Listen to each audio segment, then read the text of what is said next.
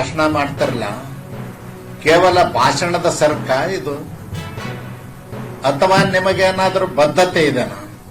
ಬದ್ಧತೆ ಇದ್ರೆ, ಅಹಿಂದ ವರ್ಗದ ಬಗ್ಗೆ ಬದ್ಧತೆ ಇದ್ರೆ ಅವ್ರಿಗೆ ನನ್ನ ಪ್ರಶ್ನೆ ಇಷ್ಟೇ. ನೀವು ಸಾವಿರಾರು ಕೋಟಿ ಖರ್ಚು ಮಾಡಿ ವರದಿಗಳನ್ನು ತರಿಸಿದ್ರಿ. ಕೆಂಪರಾಜ್ ಆಯೋಗದ ವರದಿ ಮೂಲ ಗುಂಪು ಮಾಡಿದ್ರಿ. ಅದು ಆದ್ಮೇಲೆ ಜಯಪ್ರಕಾಶ್ ಹೆಗಡೆ ಅವರ ವರದಿ ಮೂಲ ಗುಂಪು ಮಾಡಿದ್ರಿ. ಮತ್ತು ಮಧುಸೂದನ್ ನಾಯ್ಕ್ ಅವ್ರ ವರದಿ ಬರಲೇ ಇಲ್ಲ ಹೊರಗಡೆ. ಯಾವುದು ಬದ್ಧತೆ ನಿಮ್ದು? ಬದ್ಧತೆ ಎಲ್ಲಿದೆ?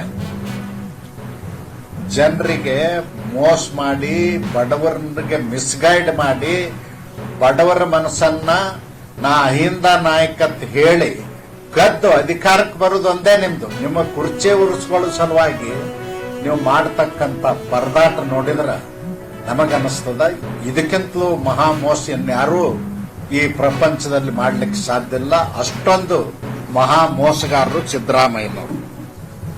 ನಾನು ಅವ್ರಿಗೆ ಕೇಳಲಿಕ್ಕೆ ಬಯಸ್ತೇನೆ, ನಿಮ್ಮ ಕುರ್ಚಿ ಉಳಿಸ್ಕೊಳ್ಳೋದಕ್ಕಾಗಿ ನೀವು ಮಾಡತಕ್ಕಂಥದ್ದನ್ನ ನಾನ್ ಟೀಕೆ ಮಾಡೋದಲ್ಲ.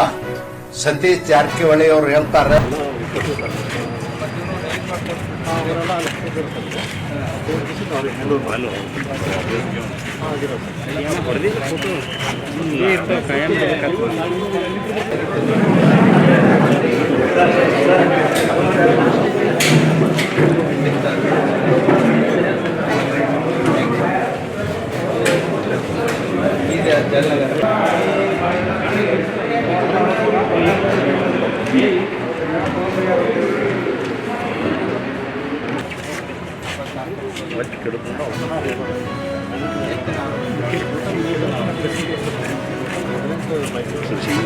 ಸರ್ ಹಿಂಗೆ